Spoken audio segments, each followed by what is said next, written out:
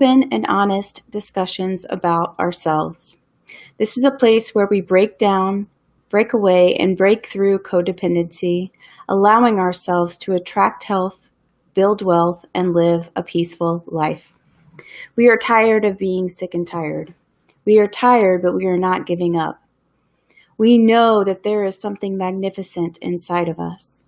And because we are fighting daily, hourly, and by the minute, fighting ourselves, our kids, our spouses, we have to do things differently. We have to break this cycle. We don't have a million chances. We have to be happy now. We have to find a way. So how do we do that? How is that possible? If you look around at what society is telling you, they tell you that what we're doing is impossible. Yet it's happening every single day.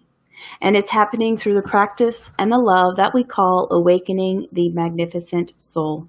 We are all magnificent souls, and these are our stories of healing. Today on episode 56, I dive deep into a listener's epiphany, talking about life goals and feelings of worthlessness and recreating the patterns of our past. But before we get into the discussion, don't forget to let me know your thoughts about this episode, any feedback you have, or anything you would like me to cover on future podcasts at epiphanyvault.com. Remember, it is a safe place and I would welcome the discussion. Also, one big announcement today before we get started is that I have been called to open up more spots in the next coming weeks for my Codependent to Connected one-on-one coaching program. This is the opportunity to really get to the root of your codependency, self-love, and relationships. My clients learn to love themselves. My clients learn to create the lives that they've always dreamed of and find the greater calling that they are feeling really down deep inside. This is the door opening up to healing, to all the things that are wounding you deeply. And if you are feeling stuck, this is the place to be. I am not opening it up now, but I am opening up the waiting list. And this list will be first priority. And if you'd like to get on the waiting list for the Codependent to Connected one-on-one coaching program, just go to attracthealthbuildwealth.com/waitlist, and I will reach out to you. I know it's scary, but I know also that you are worth it. So on to the program for today. A listener by the name of Hana wrote into the Epiphany Vault and gave me permission to share with you all today. And here's what she wrote. Hi, I really relate to your podcast. Thank you so much for your work. I've just learned the label for how I've been feeling for the past 30 odd years is codependent. I'm really struggling as a mom of 2 boys under 2 with not feeling good enough. If I shout, I feel so much guilt and that they will end up hating me. I feel my mom was a narcissist and she doesn't communicate with neither me nor my brother. My dad died 10 years ago. I really felt abandoned growing up and that I had to play the parent role. Now I find making decisions, setting and sticking to boundaries, and listening and caring about other people's views and opinions. I feel really worthless most days. I enjoy special moments with kids, but it's often gained with feelings of guilt, shame, or regret, or ruminating and overanalyzing. I'm really sick of being mentally exhausted and wasting my time with all this baggage and shit. I aim to create a property investment business over the next year, and I really want to be confident, trust my own decisions, and feel good about myself and really be the mom I want my kids to have, not the one I had. Oh, Hana, thank you so much for writing in. Thank you for being so open with your story and with your life, and thank you so much for sharing. Before I touch on kind of your entry, I do want to share my normal disclaimer is that I am a freedom from codependency coach. I'm not a medical or therapeutic professional. And this podcast is my views are based off of my experiences only. And if you do feel the need for professional help, I encourage you to find support in that way. So on to your entry, Hana, and I'm going to spend all of my time here today on it because I do think that you bring up so many good things to talk about. First, I want to send out healing energy to you, Hana, if you're listening. I know what it feels like to be where you are mentally and emotionally. It's alienating.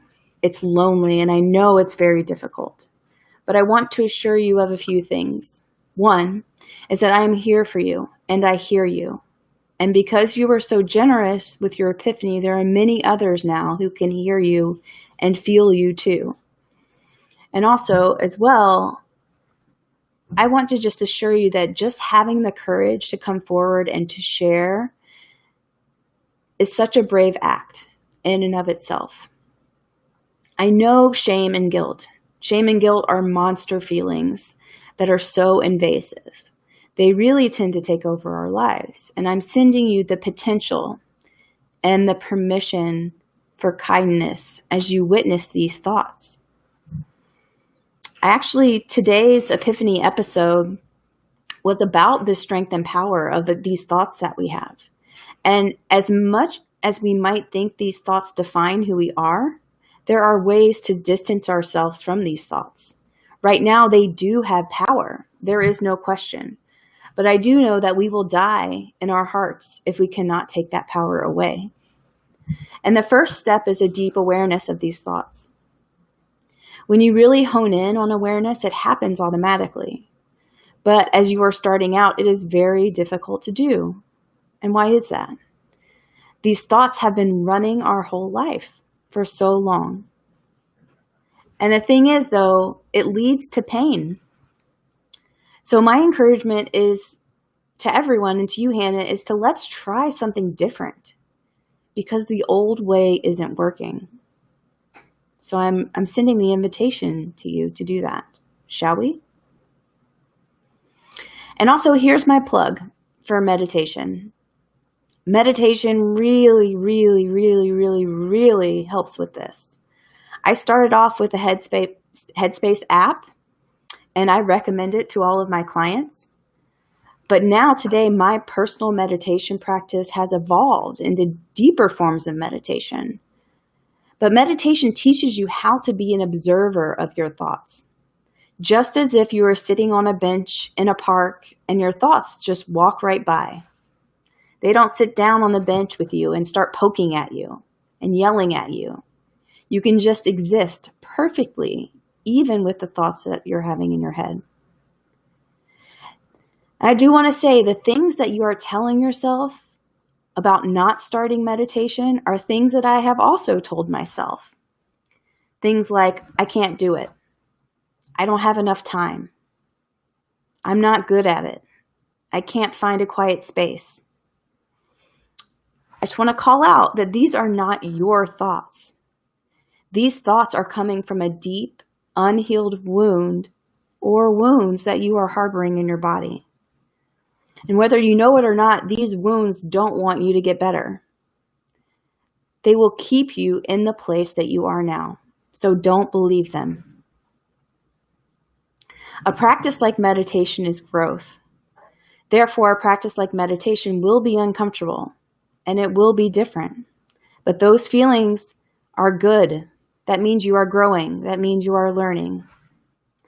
Hana, I would also recommend, or anyone else out there, that you find objective support to help you heal your unhealed wounds. We break in relationship and we heal in relationship. It's okay that you have these wounds. I have wounds. Mine pop up. Mine will pop up for the rest of my life. Many people have them, but few people, at least right now, have the courage to heal them. I would recommend groups, therapy, and or a personal coach or motivator like me or someone else like me. And I've shared this many times, but I have personally a whole support team, and I will have that support from now until I die. Look for people that have done what you want to do, and you will be in a great spot. At least that's what I did. The growth that I've experienced when I finally was able to open up to this healing circle was immense. My upward trajectory even surprises me sometimes. And when you really tap into your unhealed wounds, it spreads to all parts of your life, even the relationship with your boys, Hana. So you are worth it, and so are they, and that is what I know. And thank you so much again, Hana, for writing in, sending out love and healing to you and everyone out there living and loving.